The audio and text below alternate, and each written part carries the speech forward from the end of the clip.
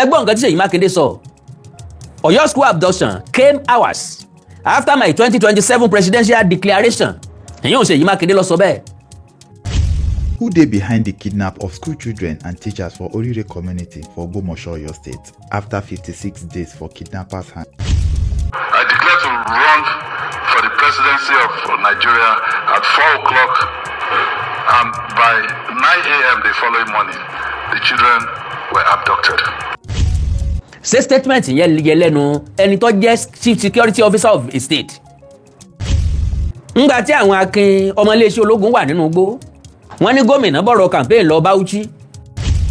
Àwọn kan rò wípé ìjọba àpapọ̀ fẹ́ fi bókọ Ṣèyí Mákindé jẹ́. Àwa kan rò wípé Ṣèyí Mákindé fẹ́ fi bókọ ìjọba àpapọ̀ jẹ́. Èmi ò sínú ẹni tí ó torí babẹ́ agbádá láti sọ̀rọ̀.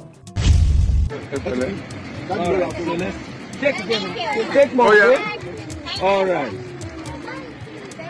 You're welcome. Thank you, Josie. All right, so take care. Okay. This far is okay. The husband is fine. Okay? Everybody is fine. Huh? Don't worry. Eh? I will not. We're sorry, don't worry. No, don't worry. Don't worry. You're back. Okay? We'll take care of it. Don't worry, we'll get your car now. We'll get your car. We'll take care of it. Yoruba Parako TV. Ẹ máa gbọ́ ẹ máa wò ó. Ẹ subscribe síbẹ̀, ẹ like ẹ̀. Bó bá ṣe ń lọ, àwa ò ní jákẹ́tì yín ó di sí o. Yorùbá Parako TV. Àgbàlẹ́tù ọmọdé làwọ̀. Àwọn wo ni wọ́n wà nídìí ètò ìjínigbé èyí tó ṣẹlẹ̀ ní Èṣìẹ̀lẹ̀ lágbègbè Ògbómọ̀ṣọ́ nínú èyí tí a ń fi ọpẹ́ fún Ọlọ́run yẹn ní ọjọ́ Friday yìí tí ikọ̀ ọmọ ogun ilẹ̀ Nàìjíríà tí wọ́n gba àwọn èèyàn náà padà lọ́wọ́ àwọn ajínigbé. Ṣùgbọ́n tí ó ń kọ àwọn èèyàn lóminú nínú ẹ̀ náà ni wípé àwọn gbọ̀ngàn ni wọ́n jí àwọn èèyàn yìí gbé. Kí nìdí tí wọ́n fi jí àwọn èèyàn yìí gbé? Ta ló nìkan lọ jí gbé? Ẹ̀hún ni a ti ń ṣe ìwádìí láti ìgbà yìí wá nítorí pé ohun tí àwọn èèyàn fẹ́ mọ̀ náà ni pé àwọn wo gan ni wọ́n nìkan lọ jí àwọn èèyàn yìí gbé? Àwọn wo ni wọ́n kó ilẹ̀ Yorùbá sí yọ́yọ́? Àti pẹ̀lú pé àwọn wo ni wọ́n wà lẹ́yìn àwọn nǹkan wọ̀nyí lẹ́yìn ìgbà tí Ọlọ́run ti bá wa ṣetán tá a ti rí àwọn ọmọ tí wọ́n jí gbé yìí tí a ti fi ọpẹ́ fún Ọlọ́run. Ohun táwọn èèyàn ń béèrè lórí ayélujára àti káàkiri ibi ìgbóhùnsáfẹ́fẹ́ fi kanra ìkànnì wa yìí òun náà ni wípé àwọn wo gan ni wọ́n jí àwọn èèyàn gbé nínú ìwádìí àti àwọn fọ́nrán kan tó gborí ayélujára òun náà níwádìí ọ̀hún ti fẹsẹ̀ múlẹ̀ wípé òótọ́ ni pé ikọ̀ ológun ti gba àwọn èèyàn wọ̀nyí ṣùgbọ́n àwọn tán wà nídìí kìíní ọ̀hún òun náà ni ìjọba ti fi hàn wọ́n wípé àwọn kan tán ń pè ní àṣàrù ikọ̀ agbésùnmọ̀mí àwọn náà ni wọ́n ṣiṣẹ́ yìí àwọn ni wọ́n jí àwọn ènìyàn ọ̀hún gbé ọwọ́ sì ti tẹ̀ wọ́n nínú èyí tí a gbọ́ pé lásìkò tí wọ́n ń wá àwọn èèyàn wọ̀nyí gómìnà ìpínlẹ̀ Ọ̀yọ́ gẹ́gẹ́ lásìkò yìí wọ́n ní Bauchi ló wà ibi tí ó ti ń ṣe campaign lórí ètò bí yóò ṣe di gómìnà ìyẹn nípínlẹ̀ Ọ̀yọ́ yẹn ni pé lákòókò tí àwọn sójà tí wọ́n kọlu ikọ̀ ajínigbé èyí ní igbó Aworo Ìsí tí wọ́n lọ jí àwọn èèyàn gbé ní igbó Aworo Ìsíẹ̀lẹ̀ nínú igbó kan tí wọ́n wà tí wọ́n pè ní Ọ̀yọ́ Old National Park níbẹ̀ la gbọ́ pé ikọ̀ ológun ti sọ ṣáájú wípé àwọn ti ká wọn mọ́ o àti pẹ̀lú pé kò síbi tí wọ́n lọ àwọn àṣírí kan wá jẹyọ ńbẹ nínú ọgbọ́n àtinúdá tí àwọn sójà lò nígbà náà ohun tá a gbọ́ ni wípé àwọn tí wọ́n jẹ́ ẹbí àwọn agbésùnmọ̀mí yìí òun náà ni ikọ̀ sójà ló gbìyànjú láti lọ mú àwọn ẹbí wọn ni wọ́n sì fi ń dá wọn lójú pé kí wọ́n má pa kankan nu wọn o tí wọ́n bá gbèrò láti pa nínú àwọn tí wọ́n jí gbé àwọn pa ẹbí wọn wọ́n pa ìyàwó wọ́n pa ọmọ wọ́n pa bàbá bẹ́ẹ̀ ni wọ́n sì pa ìyá wọn nípa bẹ́ẹ̀ òun náà ni ikọ̀ ológun ká wọn lọ́wọ́ kò nínú èyí tí a gbọ́ wípé ohun tí wọ́n ṣe náà ni pé wọ́n yí agbègbè náà po nípa yíyípo wọn ò ríbi tí wọ́n ó sá lọ mọ́ nígbà tí àwọn agbésùnmọ̀mí yìí rí pé ipa ti pin ní púpọ̀ nù wọn sọ wípé àwọn ò ṣe mọ́ o bẹ́ẹ̀ gẹ́gẹ́ ni kí ìjọba jọ̀ọ́ ó jẹ́ káwọn ṣe kìíní ọ̀nẹ́ nítùbínùbí ṣùgbọ́n láwọn àkókò yìí ikọ̀ ọmọ ológun orílẹ̀-èdè Nàìjíríà ti yí gbogbo agbègbè náà po níbi tí wọ́n ti ń sọ fún wọn wípé kẹ́dà tọwọ́ wọn lẹ̀ àwọn kan tí wọ́n jẹ́ lórí kókó nínú wọn òun náà ni wọ́n bẹ̀rẹ̀ sí yìnbọn nínú èyí tá a gbọ́ wípé àwọn tí wọ́n gbìyànjú láti sá lọ nínú wọn ikọ̀ ológun já ẹ̀mí àwọn èèyàn ọ̀hún balẹ̀ nínú èyí tí àwọn tí wọ́n ṣetán láti jọ̀wọ́ gbogbo fún ìjọba ni wọ́n káwọ́ sókè ni wọ́n sọ pé àwọn ò jagun mọ́ o àwọn ọkọ̀ agbésùnmọ̀mí yìí òun náà ni wọ́n ti rọ́wọ́ tó báyìí nínú èyí tí Awíkókó ti jáde sọ̀rọ̀ wípé ohun tí gómìnà Ọ̀yọ́ ń retí òun náà ni pé kí Tinubu ó pe òun ṣùgbọ́n tá a gbọ́ ni pé láwọn ìgbà tí ìṣẹ̀lẹ̀ náà ṣẹlẹ̀ wípé Ṣèyí Mákindé ò tiẹ̀ pé ẹni tó ń jẹ́ Tinubu lówó wípé àfikílẹ̀ Yorùbá kó má bàjẹ́ kí kìíní ọ̀hún kó má dojúrú ló rán ikọ̀ ológun láti lọ gba àwọn èèyàn wọ̀nyí là wà ní gbogbo ìgbà tí Sunday Igboho sọ pé òun fẹ́ wọgbó Ṣèyí Mákindé ní kò gbọdọ̀ lọ wípé láwọn àkókò yìí ìwádìí tó lọ́ọ̀rì ń lọ nílé iṣẹ́ ológun náà ṣùgbọ́n ṣá o àṣeyọrí ti wá wáyé lórí kinní ọ̀hún níbi tí wọ́n ti fi fọ́nrán hàn wá bí kinní ọ̀hún ṣe jẹ́ gan-an àwọn tí wọ́n lọ jí wọn kó àwọn tó ń bẹ lẹ́yìn wọn àtẹ̀rọ̀ǹgbà Mákindé nígbà náà tó tọ̀ wọ́n fi kíní ọ̀hún hàn wá tẹ́sí gbọ́ Àbíkòkò sọ̀rọ̀ tó pọ̀ nínú èyí tó ti sú àṣírí ìpinnu Mákindé nígbà náà ọwọ́ ajẹ́gbẹ́ àkọ́kọ́ lẹ́yìn ń wò wá tàbí tí ẹ̀yin ń gbọ́ wa bẹ́ẹ̀ ò tí ì tẹ subscribe button síbẹ̀ àwa ń bẹ̀ yín ní ẹ bá wa tẹ̀ sójú ẹ̀ ẹ bá wa dọ̀rẹ́ káwa náà ó sì bá yín dọ̀rẹ́ ẹ wá mú ìgbàgbé o láyìí tí aago pélébé kan ti ń bẹ lẹ́gbẹ̀ẹ́ kúrò ní ọmọ àràn yín létí nígbàkúùgbà tá a bá ti wà lórí ètò ẹ̀jẹ̀ á ṣe ẹ̀ àwọn tí wọ́n ń béèrè pé àwọn wo gan ni wọ́n wà lẹ́yìn kinní ọ̀hún àwọn wo lajínigbé ọ̀hún ibo ni wọ́n wà ibo ni wọ́n ti wá àṣírí kinní ọ̀hún ti tú nínú èyí tí Àbíkòkò sọ àti nínú ìròyìn BBC tó fìdí ẹ̀ múlẹ̀ ẹ̀jẹ̀ á ṣe àkíní ọ̀hún kó délé kódókó ni káwọn èèyàn mọ̀ àwọn tí wọ́n wà nídìí kinní ọ̀hún àtàwọn tó rán wọn àwọn tó gbéṣẹ́ rán wọn àtàwọn tí wọ́n mú gbogbo ẹ̀ lẹ́rìí inú fọ́nrán ọ̀hún ẹ ṣàjà àwòtán ká ṣíà ẹ̀ ìjà máa bí tó ń bọ̀. àwọn gbólóhùn bíi mélòó kan ń bẹ tá a fẹ́ béèrè lọ́wọ́ gómìnà ìpínlẹ̀ Ọ̀yọ́ onímọ̀ ẹ̀rọ Ṣèyí Mákindé.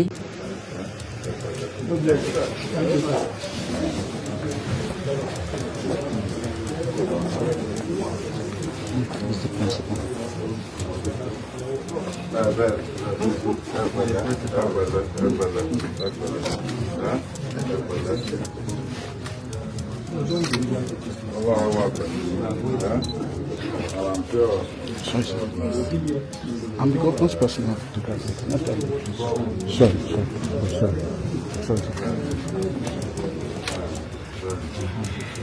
Come, let me do this first. Thank you.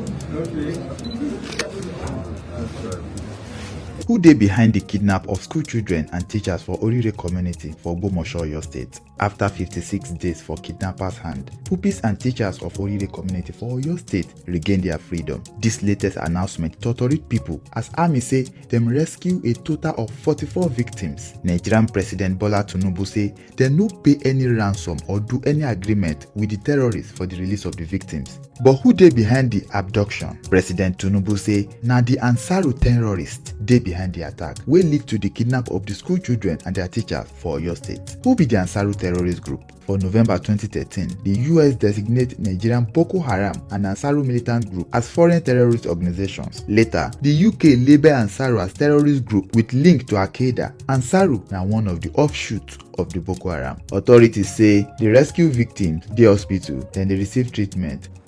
mo wá la ní gbólóhùn bíi mélòó kan tá a fẹ́ béèrè lọ́wọ́ ẹnjìnìà Ṣèyí Mákindé nínú ọ̀rọ̀ tí Ṣèyí Mákindé sọ ńgbà tó lọ wo àwọn ọmọ yìí nílé ìwòsàn ti iléeṣẹ́ ológun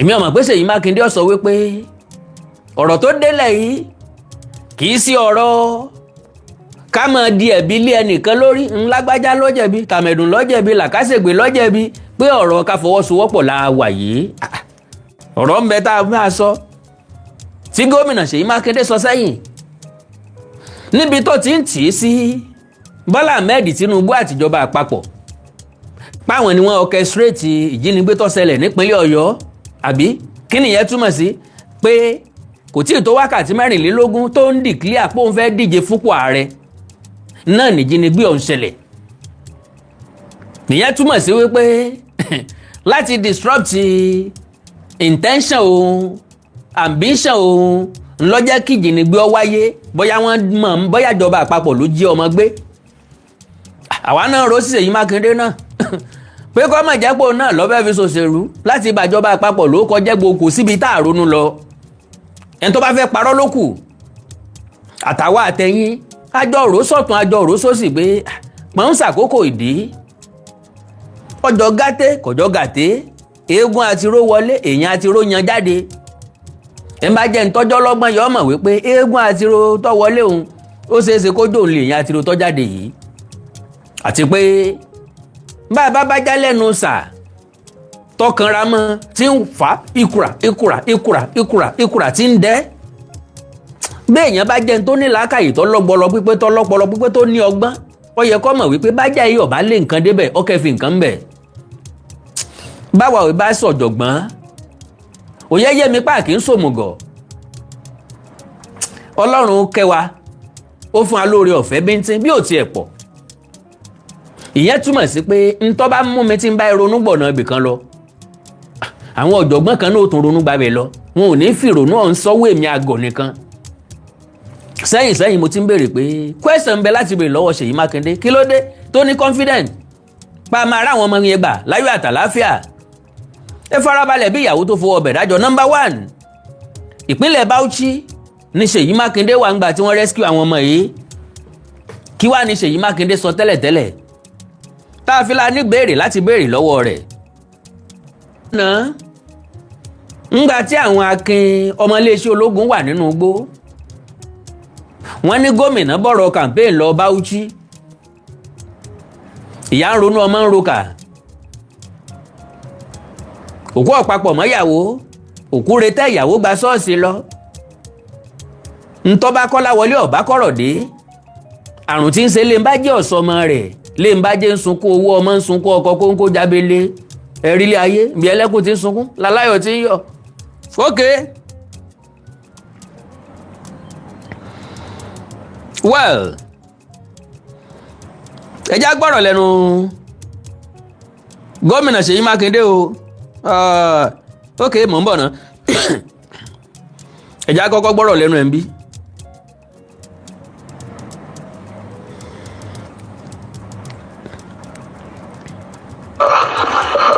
Unbelievable. When Chibok happened, it was the fault of President Jonathan. They went all over the world, asked Jonathan to bring back the children. But this happened. No, it is the irresponsibility of the state governor and the state government. So we need to look at our architecture and be sure that where you give responsibility, you also give authority to deal with those responsibilities. And that is exactly what we will do if the people of Nigeria will trust it. ẹ gbọ́rọ̀ lẹ́nu gómìnà àbí Ọlọ́run ràn wá lọ́wọ́. Alright, ẹ̀já tó gbọ́rọ̀ lẹ́nu gómìnà padà o. ẹ ti gbọ́ gbogbo nǹkan tó sọ yẹn. ó ń try láti refer sí Bọ́lá Ahmed Tinubu pẹ́ngbà tí wọ́n kó àwọn ọmọ Chibok. Tinubu wà nínú ẹ̀wọ̀n tó sọ wípé kí Jonathan ọmọ bí ó ṣe gba àwọn ọmọ ọlọ́mọ padà o. ṣùgbọ́n gbà tí ìjọba àbílẹ̀ oríire ṣẹlẹ̀, wọ́n wá ní gómìnà ìpínlẹ̀ Ọ̀yọ́ ni o. ẹgbọ́n ta ni chief security officer state ó náà ni dọ̀símì wípé wọ́n challenge gọ́fìnà Borno nígbà náà. ẹjá gbọ́rọ̀ Ṣèyí Mákindé ńgbà tó lọ ṣàbẹ̀wò sí àwọn ọmọ yìí.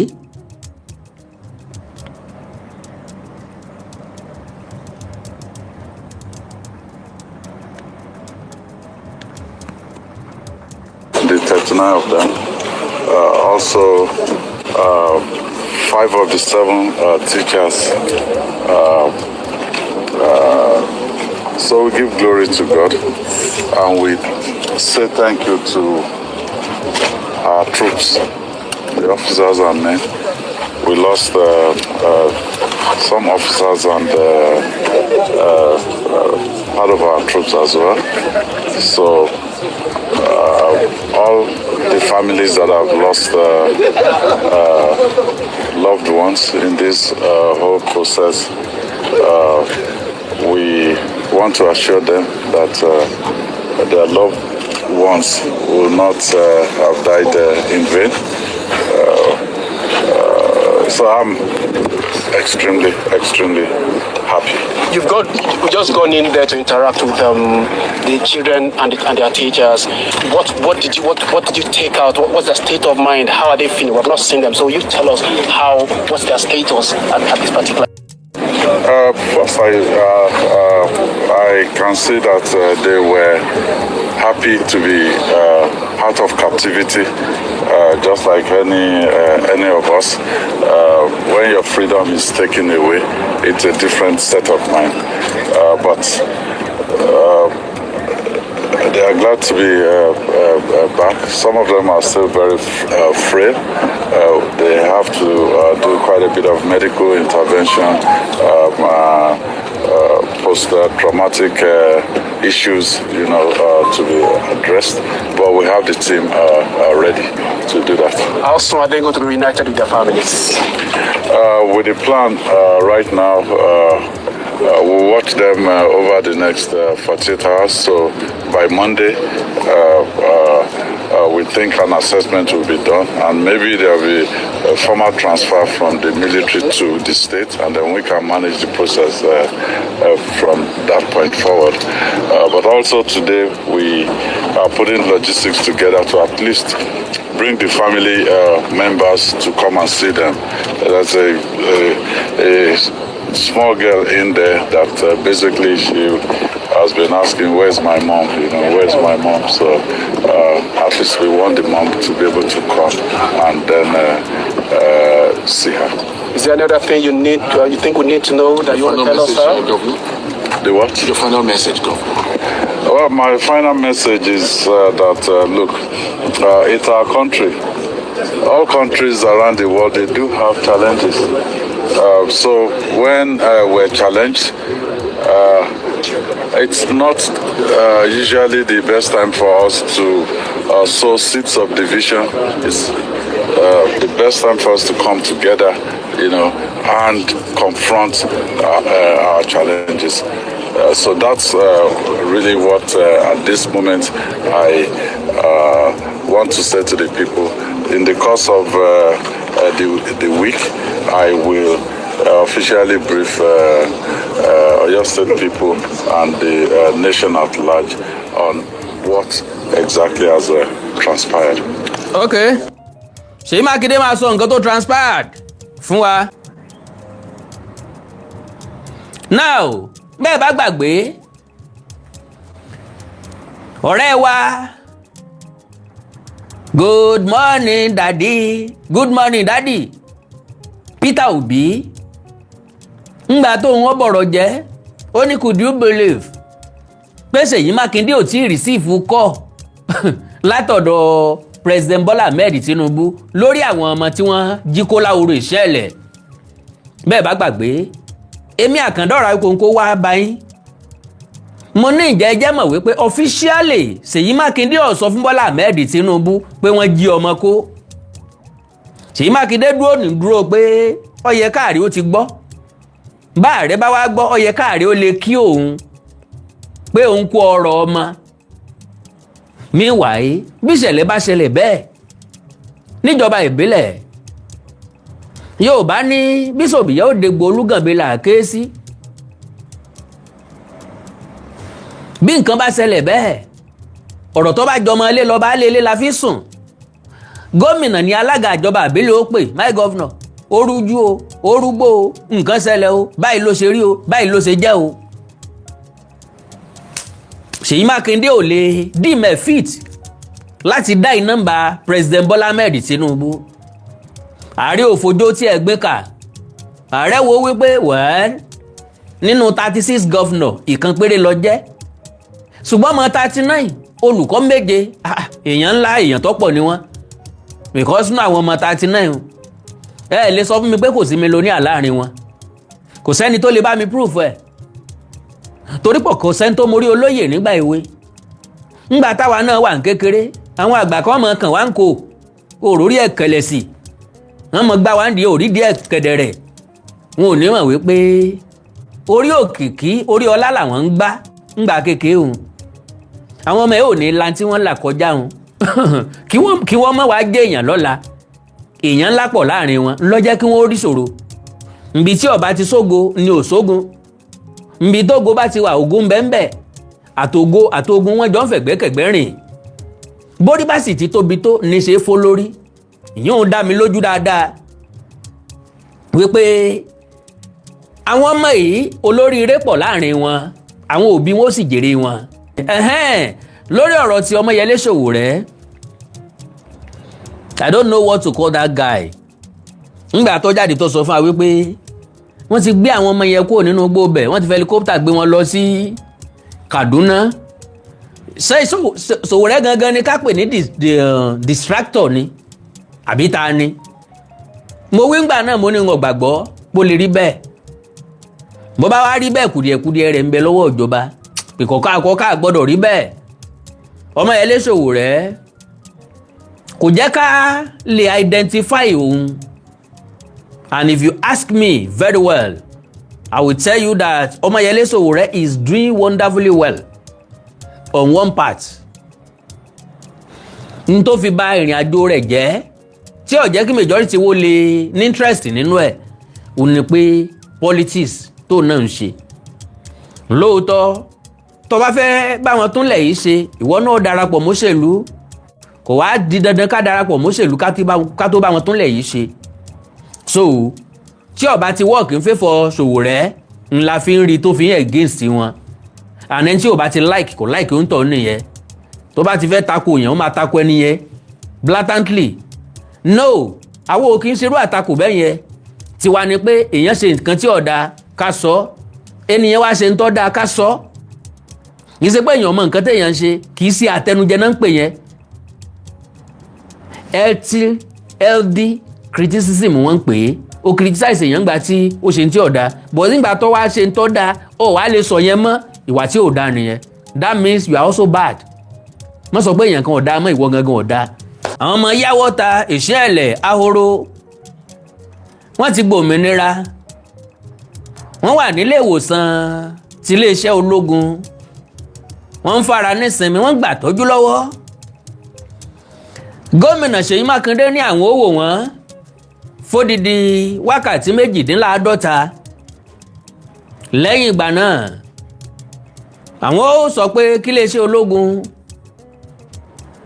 kí wọ́n fà wọ́n lé àwọn lọ́wọ́, èyí ò ní pé kí wọ́n fà wọ́n lé ìjọba ìpínlẹ̀ Ọ̀yọ́ lọ́wọ́ bóyá lọ́jọ́ ajé. Àwọn wá ṣe àsopọ̀ bí wọ́n ó ṣe darapọ̀ pẹ̀lẹ́bí wọn, bí wọ́n ó ṣe darapọ̀ pẹ̀lú ìyá, bí wọ́n ó ṣe darapọ̀ pẹ̀lú bàbá, báwọn ọlọ́kọ bí wọ́n ó ṣe fojú kan ọkọ wọn padà. Gómìnà sọ wípé ọmọ kékeré kan bẹ́ẹ̀ tí ń pariwo ìyá òun ìyá òun ìyá òun, ẹ gbọ́ ẹgẹ́sìn kẹsẹ̀ ní tàpá, ta ni wọ́n kiri bọ̀ níkùn tí ò ní fàbínú yọ. Ọmọ ọdún 2 láyé ìgbà tiwa ó wà lẹ́nu ọyàn, àwa ire odidi ọdún 3 gbáko ńlá ìmúmú láyé àyà wa. Bàbá máa fún wọn lọ́yàn dáadáa, ọ̀rọ̀ ẹnu rẹ̀ adásáká. Àwọn èèyàn gbọ́ mi wá ní Mr. Wikonko, ọ̀rọ̀ dásáká lẹ́nu yín, wọ́n mú yàn pé ní mọ́ mi ròyìn gbà náà. Màmá gbé àpótí wá bá wọn pé ń mú yàn, ń mú mú. Mo kí gbogbo àwọn òbí àwọn ọmọ kéékèèké ìpẹ́ ẹ kú oríire, ẹ kú ìwọ̀nà, ẹ kú ara yá. Ìbànújẹ́ ò ní dàpọ̀ mú mi ayọ̀ yín láṣẹ Èdùmàrè. Ìbànújẹ́ nìkan ò túlù ń tọ́sẹlẹ̀ láwòrò ìṣẹ́ẹ̀lẹ̀ kò dí campaign lọ́wọ́, kò sí wàhálà. Bó bá ti wù kálukú kí kálukú ọmọ ṣe, wọ́n ti wù ká máa hùwà. Adákẹ́dájọ́ ń wò wá tọ́mọ̀ dá tí ò ní fi síbì kan. Ọlọ́run wo gbogbo wa látòkè. Lágbára Ọlọ́run ò ní fi wá ṣe àpẹẹrẹ bú. Alright, mo wá wíńgbà náà mo ní ẹnjìnà Ṣèyí Mákindé sí ọ̀fọ̀rọ̀ ìṣòṣèlú. Ẹgbọ́n nǹkan tí Ṣèyí Mákindé sọ. Ọ̀yọ́ school abduction came hours after my 2027 presidential declaration. Ẹ̀yin ò Ṣèyí Mákindé ló sọ bẹ́ẹ̀. I declare to run for the presidency of Nigeria at 4 o'clock, and by 9 a.m. the following morning, the children were abducted. Ọ̀yọ́ State Governor Ṣèyí Mákindé on Friday, ìyẹn lánàá òde yìí o. Lára tí ń sọ ní Bauchi nu o. Kò sí ìmọ̀ pàára wọn ọmọ òun gbà jáde. Ṣé statement yẹn yẹ lẹ́nu ẹni tó jẹ́ Chief Security Officer of a state. Ṣèyí Mákindé tó ń lọ ọdún 8 lọ lórí ipò tó wà gẹ́gẹ́ bí gómìnà. Ọ̀yọ́ State Governor Ṣèyí Mákindé on Friday said the abduction of pupils and teachers from Orire local government area occurred just hours after he declared his intention to contest the 2027 presidential election.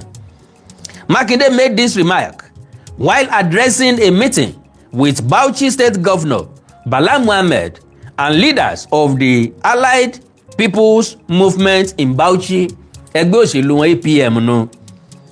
recalling that Oyo had not recorded a similar incident during his 7 years in office before the May 15 attack.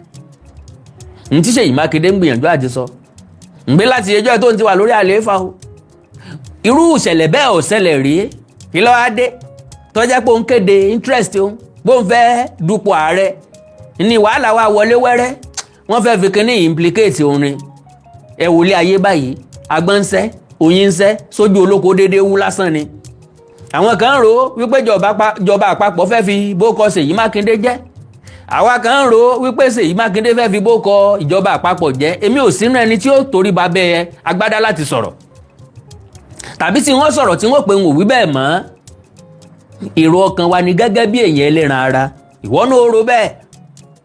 So he said, and I quote, "For 7 years we didn't witness anything like this in Oyo State. I declare ó dùn mí mi tètè extract fídíò yẹn jáde òun gangan ní bá play. I didn't witness anything like this in Oyo State. Má padà lónú program mi. I declared to run for presidency of Nigeria at 4 o'clock and by 9 a.m. the following morning the children were abducted." My lovely brothers and sisters, ǹjẹ́ ọ̀rọ̀ yìí yẹ kó jáde lẹ́nu gómìnà ìpínlẹ̀ chief security officer inú state kan? Alright, hours after Ṣèyí Mákindé's remark in Bauchi, the presidency announced that all the victims had been rescued after spending 56 days in captivity. The presidency said the victims were freed during a joint operation involving the military, the Department of State Services, and the police, with 8 suspected Ajinigbe arrested and others neutralized. Bó bá dẹ̀ lè rò bẹ́ẹ̀, Ọlọ́run ké ọ. According to the presidency, 8 suspected kidnappers were arrested and are currently in DSS custody, while several others were neutralized during the operation. Oyo avoided quick fix approach with bandits in release of the abducted pupils. Commissioner Losobe, the presidency, also said there was no negotiation or exchange to secure the victims' release, despite the abductors' demand for the release of one of their detained kingpins, who is currently facing prosecution.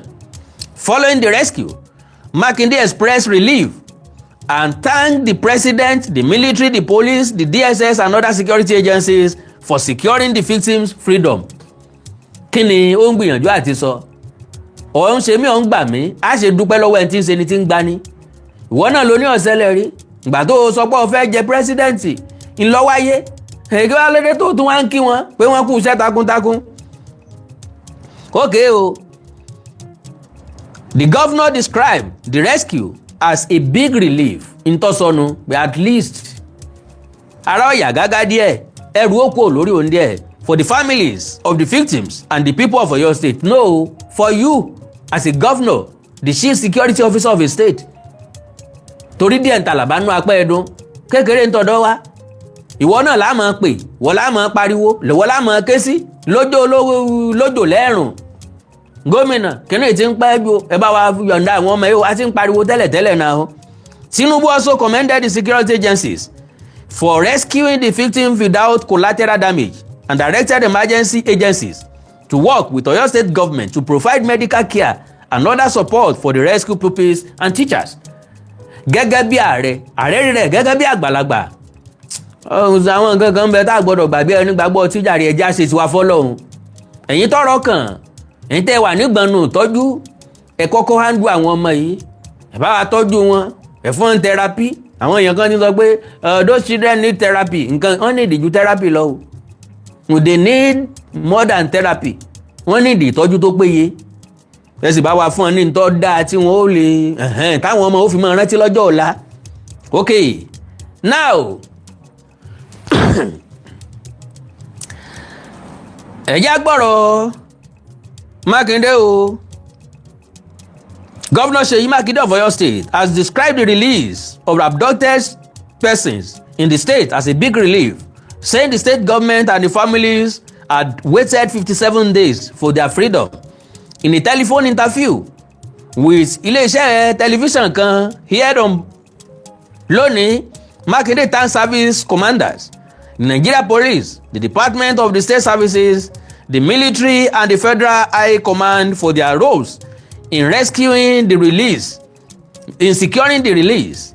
He also expressed appreciation to President Bola Tinubu for what he described as sustained prayer that helped bring the matter to a resolution. He said, and I quote, "Thank you so much.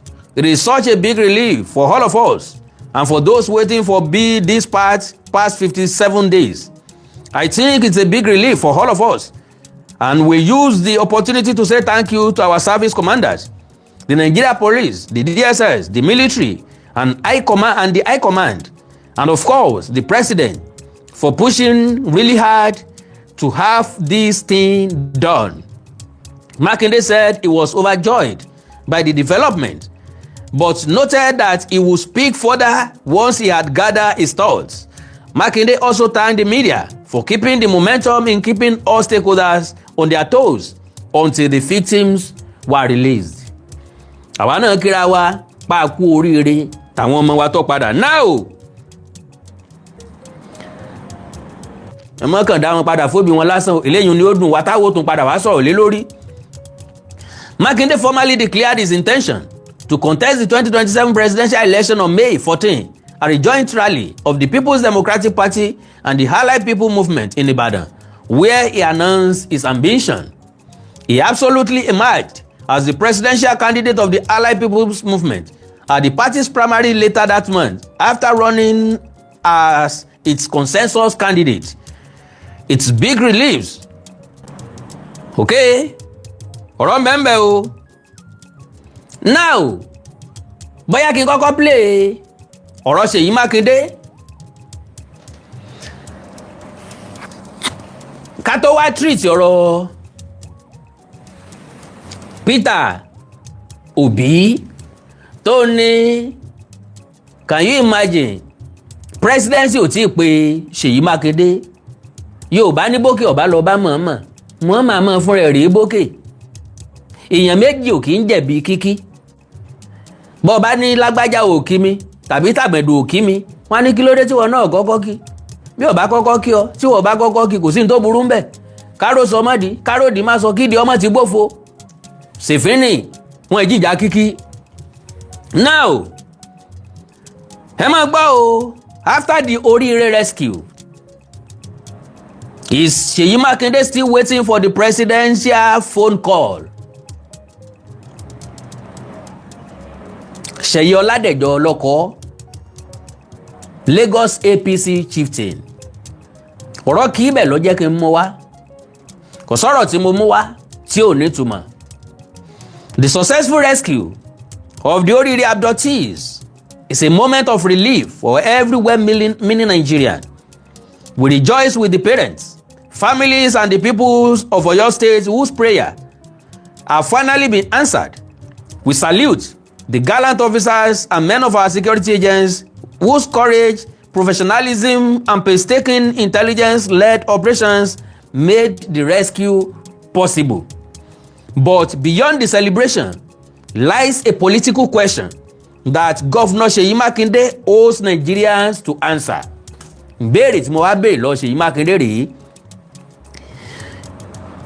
Because nígbà tí mo sọ bẹ́ẹ̀ ń jó ní comment section ẹnìkan ti sáré ta sí mi, Mr. Wikongo, why are you talking like a kid?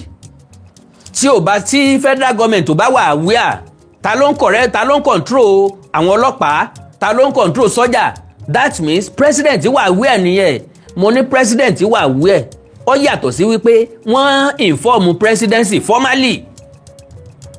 Òkú tí ìṣẹ́ta ní ọjọ́ tọ̀fọ̀, iṣẹ́ tí wọ́n bá bẹni sí tó ń ti yìn ní rìn, èyí tí wọn ò pe ní síta jẹ́ tó ń ti yà ní rìn. Kọ́sì dìmáàndì kí Ṣèyí Mákindé ó kí fóònù mọ́lẹ̀. Hello sir, my president. Ìṣẹ̀lẹ̀ báyìí la mọ̀ rí nípínlẹ̀ Ọ̀yọ́ o. Ẹ dákun o, ẹ gbà wá o. Ẹ ń bá tó nígbà náà lásà fọ̀rọ̀ lọ, ẹ gbà wá o. Ìyẹn ni pé wọ́n sọ formally. Bọ̀ kéèyàn kàn máa sọ ọ̀fẹ́ ṣènáwó nísìn. Wọ́n sọ wípé ẹ̀yẹ káwíkó kó gbọ́. After all, mo sá ń polówó lórí rédíò. Ó ṣe mo ti gbọ́. N ò kàn wá ní.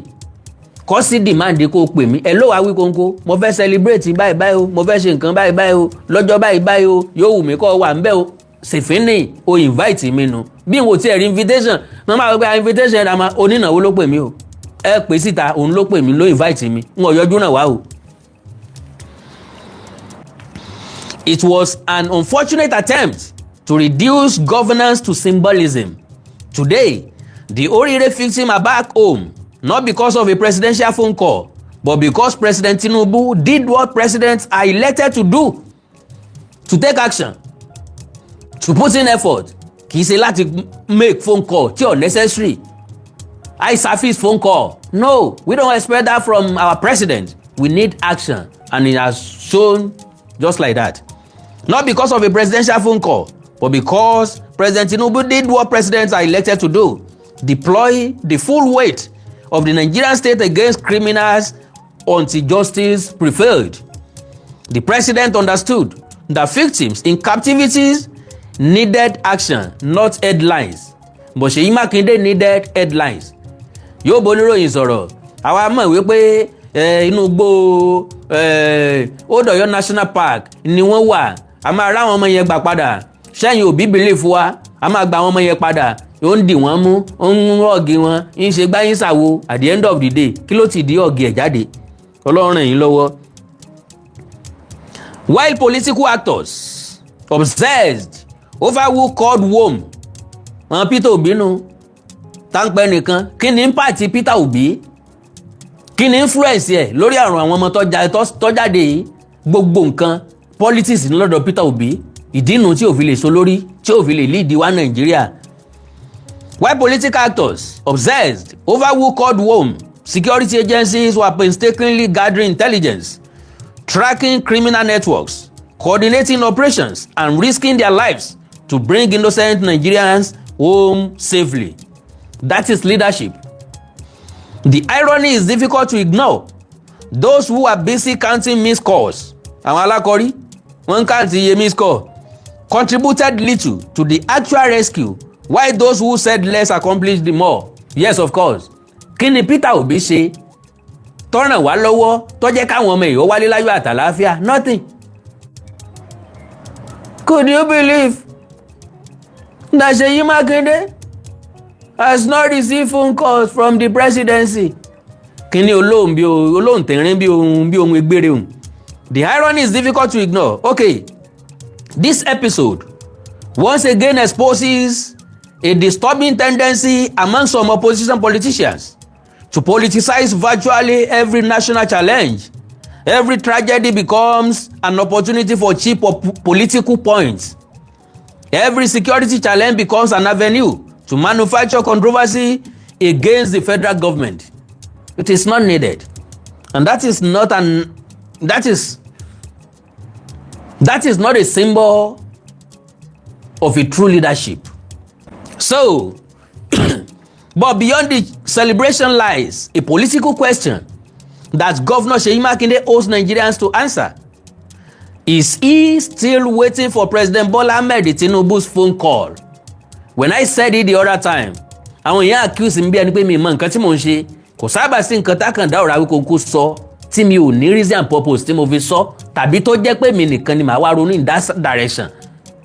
Torí pé ìwọ lè mọ̀ wípé Ọlọ́run kẹ́ mi. Ní sọ́jú bá ń lọ, Ọlọ́run fún mi lórí ọ̀fẹ́. God bless you. Is he still waiting for President Bola Ahmed Tinubu's phone call? At the height of the unfortunate incident, Governor Makinde chose to shift national attention from the plight of the victims to what appeared to be his disappointment that the president had not personally called him. Instead of inspiring confidence in ongoing rescue efforts, he succeeded in creating a needless media conversation around protocol and political optics. Unfortunately, criminals do not care about partisan affiliations. Kidnappers do not distinguish between APC and PDP. Ṣé gbà tí wọ́n fẹ́ káwọn ọmọ yìí, ṣé wọ́n béèrè lọ́wọ́ wọn PDP mọ́mí ẹni àbí APC? They didn't. Wọ́n kàn tari àwọn ọmọ ọlọ́mọ sínú kínní, wọ́n sì yìnbọn fáwọn tí wọ́n yìnbọn fún, wọ́n du ẹni tí wọ́n dù lọ́rùn, wọ́n ò béèrè bóyá APC ni bóyá PDP ni. What they understand is the force of a determined state backed by capable security institutions and decisive leadership. That is precisely what President Bola Ahmed Tinubu provided. Without fanfare, he mobilized the nation's security architecture. Without emotional grandstanding, he allowed professionals to do their work. Bola Tinubu ò sọ̀rọ̀, kò pé press conference, kò ṣe nǹkan kan, ó ṣiṣẹ́ rẹ̀ lọ underground. Without joining needless public and changes. Pé mo gbọ́ tí lágbájá sọ báyìí, mo gbọ́ tàmẹ̀dún sọ báyìí, òní ọmọ bá ọ̀bọ Peter Obi jáwúra, ní ọmọ bá ọ̀bọ rẹ̀ jẹ́ kó láíláí. Bọ́lá Tinubu ti dàgbà jù bẹ́ẹ̀ lọ lóṣèlú, bàbá wọn ní. Màmá àtàkìtì kan forí sọlẹ̀ wàhálà ilé ayé tiwọn nu. Without joining needless public exchanges, he remained focused on one objective, the safe return of the victims. The outcome indicates that approach. Governor Makinde's fixation with a presidential phone call now appears misplaced. Leadership is not validated by receiving ceremonial calls from the commander-in-chief.